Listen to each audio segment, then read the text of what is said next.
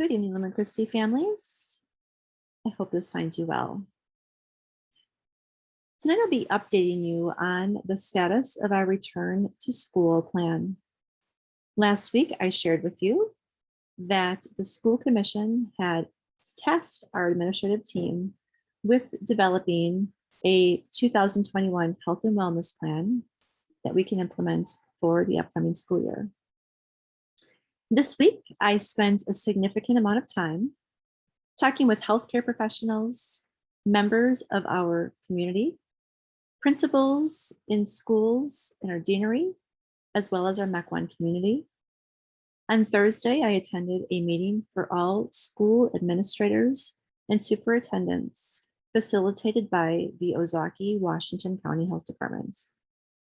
Our school administrative team, comprised of Liz Daly, Megan DeGear, and myself, met multiple times this week with the goal of devising our 2021 return to school plan.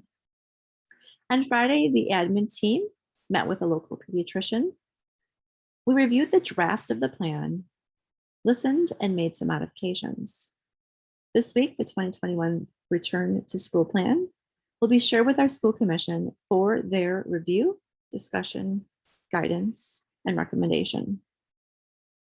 My goal for this evening's chat is to lay out the general structure of the plan, the mitigation strategies that will be used, and what data we will use to guide our decisions this year.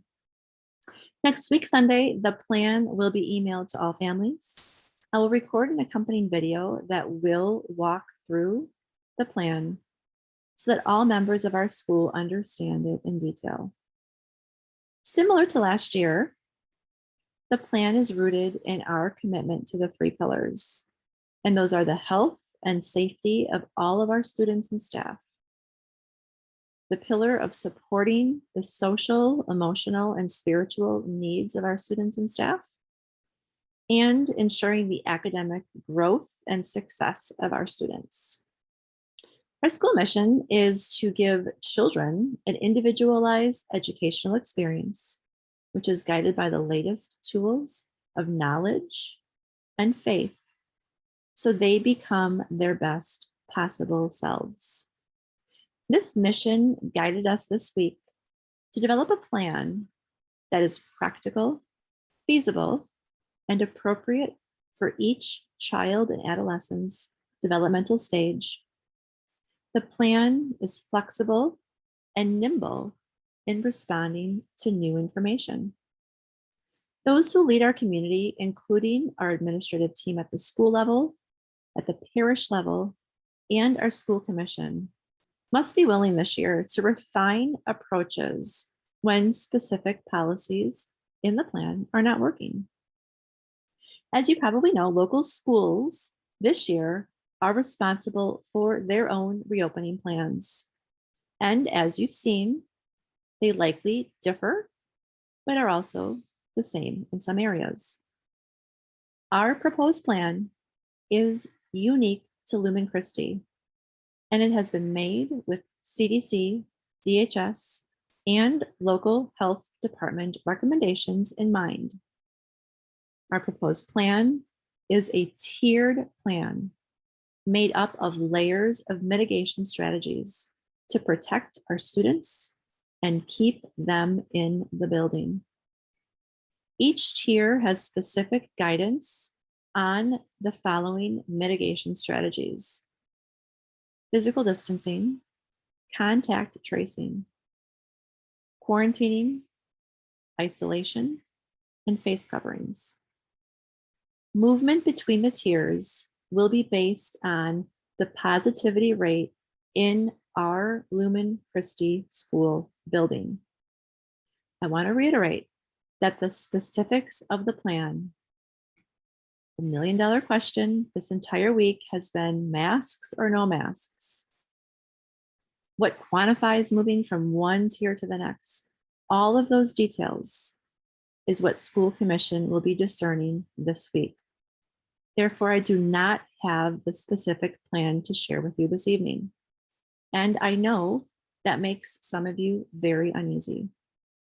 I ask that you don't press stop. The sense of pride amongst Lumen Christi families and how successful we were last year in keeping our building open every day for in-person learning. There are differing opinions in our community as to the reason why we stayed healthy.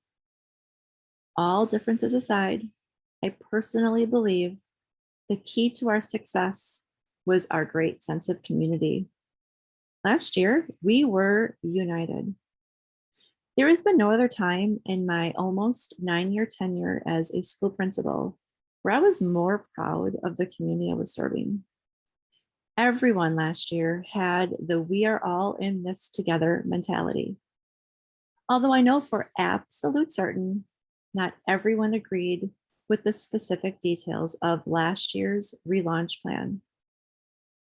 Our families trusted us, and most importantly, they followed the plan as it was laid out. It was a beautiful and united display of the saying, "It takes a village to raise a child." Our families last year stayed together.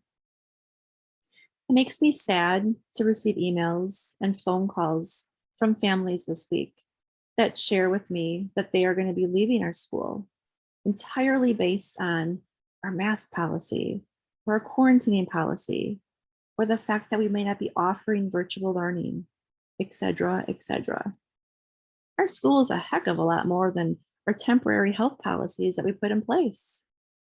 Just as we advise those families wishing to join Lumen Christi, before you make any decisions about leaving our school, I ask that you think about the impact changing schools will have on your child's social, emotional, and spiritual health, the strong academic foundation that they receive at Lumen Christi, and the love and the care and the support that is Lumen Christi. Those things truly cannot be found anywhere else. I can guarantee you that. So in closing, I ask for your help this week. Our school commission has a heavy burden in front of them.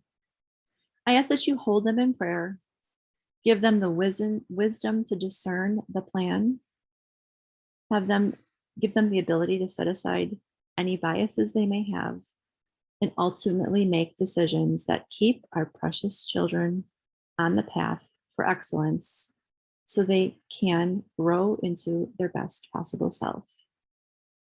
May God bless you this week with health, happiness, and love, and I look forward to chatting with you next week.